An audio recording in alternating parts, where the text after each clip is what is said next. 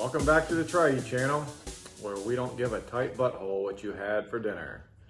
I'm Rob and Neil. Leon, and we're going to talk about going through top 10 albums to listen to if you were one of those people that gets stoned.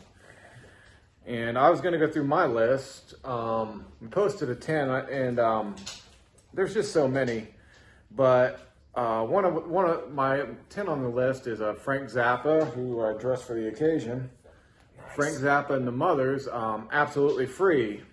I should mention Try You is absolutely free. Sign up, share all your favorite Segue. music. Fucking professional. That's pretty good. It is free. It's free. Life changing. Free, yeah. What's the value there? Go to tryu.com and share your favorite albums to listen to if you're going to get stoned and listen to some music. The Mothers, this is a mind blower, isn't it? Yeah. I mean, I think since you're a musician and your dad's a musician, is that how you got hooked up with Zappa? I think my dad started letting me listen to Mother, or I didn't let me, he just had it out, and I started kind of hearing it when I was like 11. Okay. And it was real funny, of course. You know, you could hear the humor in it. That's hard to do, I think, to make music, put humor in music and still have it be quality and funny. I mean, you can go one or the other. You can have like funny music that's just that, I think. Right. Like Eddie Murphy's Party all the time. Is that going to make your top 10 stoner albums? I think that was on, that was a top 40 song. Oh, yeah. That maybe a top 10 song. I can hear it in my head. But back then in the 80s, I think Don Johnson might have had a top 10. Yeah, and, Don Miami Johnson was Vice. We're going to get way off track. Patrick Swayze. This is the opposite of Frank Zappa, Yeah. isn't it?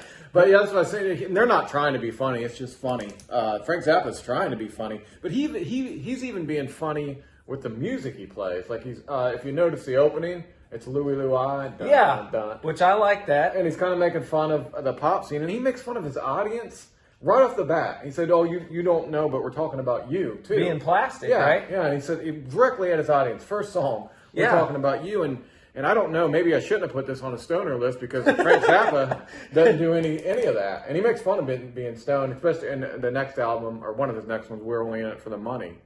And, you know, he talks about completely stoned, I'm completely stoned, and makes fun of the hippie scene, which would have been his audience. So I thought that's pretty good. God, it's just, there's so much to talk about. To me, it was like a huge circus-themed dinner party fiasco. There's highs and lows, like you said. There's so many layers to it, and then he'll just change up with the voices and. Yeah, he uses the voices like a and there's food references, like he's a conductor. That's why I got like a circus theme in my head of somebody. He's into classical music, so he's and there's classical music in there. I think there's definitely doo-wop. There's rock, there's pop. Surfer guitar. I got a little surfer guitar. And then, you're doing all that stuff, and then at the end, after Calling Me Vegetable, probably one of the more famous songs on that album, he goes into just some guitar as good as you're ever going to hear. Yeah, so I couldn't really compare it to anything. The only thing that came into mind at part of what is one of his guitar stretches was Santana. Really? But he's got a song about Santana called something about Santana's complicated chord progressions. I didn't know what he meant by that. My dad, he just said he's just making fun of him because like EAG or something. Oh, okay. But I think he did like Santana though. He would make fun of anybody. That's great. Yeah. I'm going to try. It's just so hard to talk about without listening, but I do suggest, and it culminates in, that song, Brown Shoes Don't Make It. That's one of the wildest songs you'll ever hear. Mm-hmm. And if you're going to get stoned and listen to music, and just one particular song off Absolutely Free, go to Brown Shoes Don't Make It. And I believe the title is of Lyndon Johnson wore brown shoes with a gray suit, and they made a magazine saying it was a faux pas. Okay. And I don't know what faux pas means. It doesn't mean hand job. And we got our first hand job reference in there. But so Zappa must have found that interesting. And then, in the song, it gets some pretty heavy subject matter about a politician and a 13-year-old girl. Yeah, that was a little shocking. Yeah, he's ripping into the culture. He does throughout the album. He's got the song. Do you remember Susie Cream Cheese? Mm-hmm. Okay. Now that was when I was going to talk about when I thought about this album and hand jobs. Because we promise, cue the applause. We'll mention a hand job in every video. I've now, you could give yourself a hand job with Susie Cream Cheese, and hand job just seems to go together.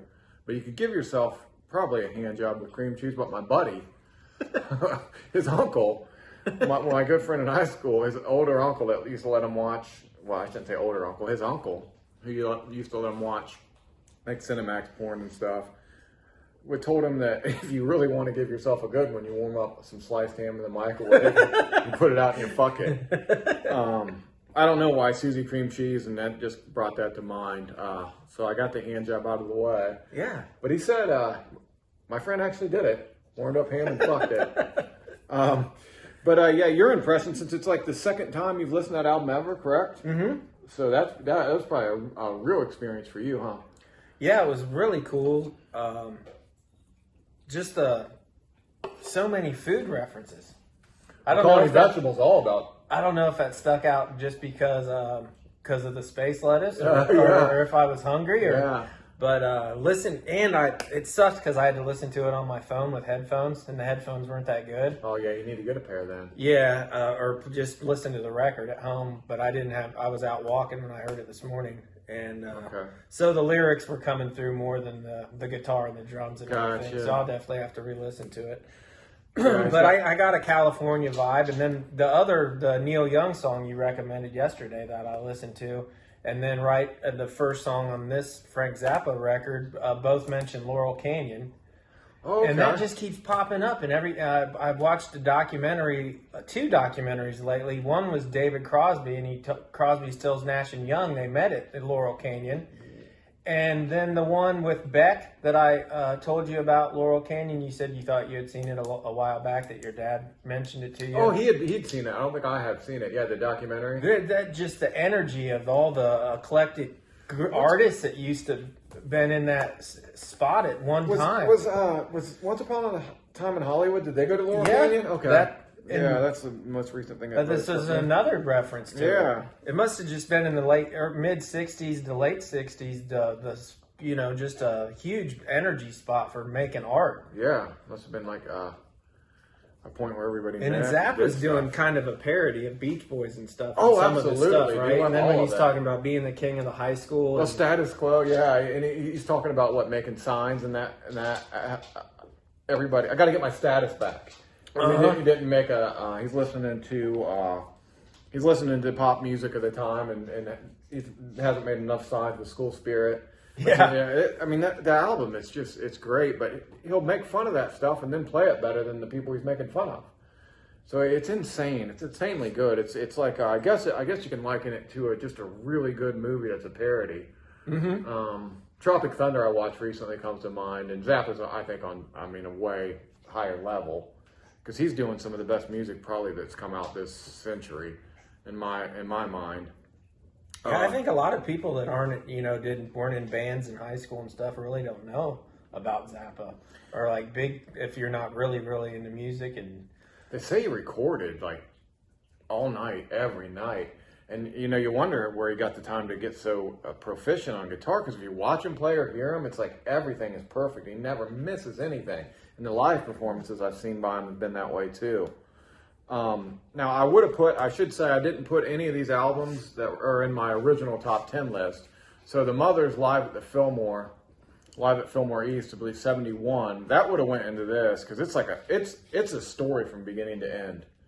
And he has they do Happy Together. That's kind of the climax of the story. Mm-hmm. And you and I listened to that. That actually was when I got back into Zappa heavy. And, I asked my dad, because he's the one that got me into Zappa. I was like, well, how do they sound as good as the Turtles or better? And he's like, well, that's two of the singers from the Turtles in that group. I was like, well, shit, you can't beat that. But, what kind of mind? He builds this whole story with great music. And since he has the Turtles, he brings a climax singing Happy Together that fits. It's just unreal. But I suggest highly to watch. Or not to watch. If you got any videos of Zappa, watch. Of course, there's a new Zappa documentary out that I haven't watched yet. That guy from Bill and Ted put it together. I guess a lot of years of work. Oh yeah, I'll definitely. We got to watch that. Maybe we'll do a video on that. Oh shit! I just lost my train of thought. In my stoner album top 10 list that I did, I realized most of it is from the late 60s, early 70s, kind of, if you were going to categorize it, classic rock, which is strange to me because I thought more of it would have been maybe 90s. Oh, yeah, because that's when you were getting stoned the most and listening to music. Yeah, exactly. Yeah. It just depends on me. I like layered music, and I just something like this. It's just so fucking nuts. Now, see, if I would have had a friend, at that time in my life when we were cruising around smoking, if they would have played Zappa, I probably would have gotten into it at that point. I didn't listen in high school. But we were always on, Zeppelin and Floyd and The Doors and stuff like that. That was more mainstream, I guess. That was one of those guys that never gets corny. Even when I wasn't listening to him, you knew it was quality. You knew it was integrity. I mean, even I got when I got into Nirvana and then to the more I guess esoteric bands.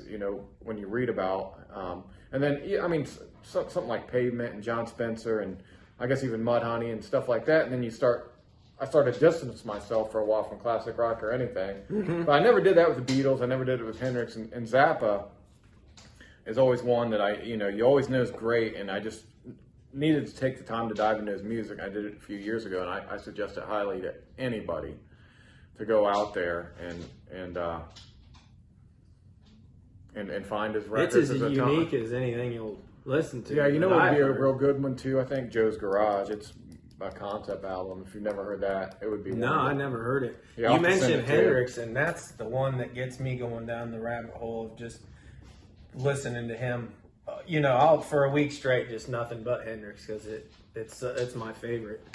Well, anyways, I guess I've been rambling a little bit. I suggest Frank Zappa for music fans. I mean, not just. I mean, for me, I like layered music. If you're going to be stoned to listen to an album, this is a great one, but it's not stoner music by any means. So I suggest any Frank Zappa. I'd start with the Mothers of Invention if you've never dove into his stuff. I can't really suggest jerking off with ham that's heated up in the microwave because I've never tried it. I used to just fucking rub my stuff against the wall when I was on the phone. But anyways, come to try you. Tell us your 10 favorite stoner albums or any favorite stoner albums at all.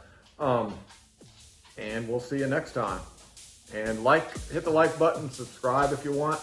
Yeah, give us a follow on Try You. Yeah, give us a follow. Bye.